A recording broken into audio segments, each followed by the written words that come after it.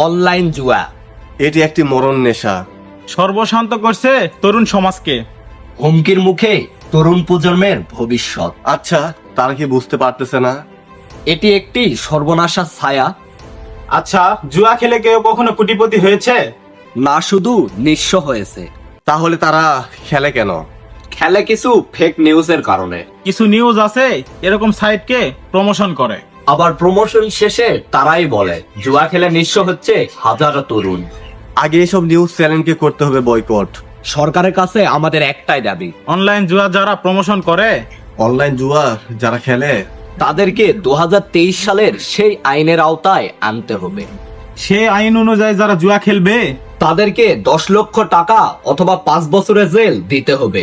আর এই আইন পাশ না হলে আগামী প্রজন্মের হবে করুণ অবস্থা। আচ্ছা, যারা জুয়া খেলে টাকা ইনকাম করতে চায় তারা কি জানে না জুয়ার 1 টাকাও পেটে যাওয়া অবস্থায় যদি মারা যায়, তাহলে সে হবে জাহান্নামী? আপনি কি এসব জেনেও মরণ ফাঁদে পা দিতে চান?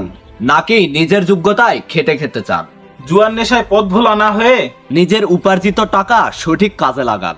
তরুণদের কাছে আমাদের একটাই রিকোয়েস্ট, অনলাইন জুয়া থেকে বিরত থাকুন। টেনশন মুক্ত সুন্দর জীবন গড়ুন। আদেশ নয়, অনুরোধ করছি। আসুন আপনি আমি সবাই মিলে অনলাইন জুয়া না খেলে করি প্রতিকার। এই স্লোগান হোক আমাদের সবার অঙ্গীকার।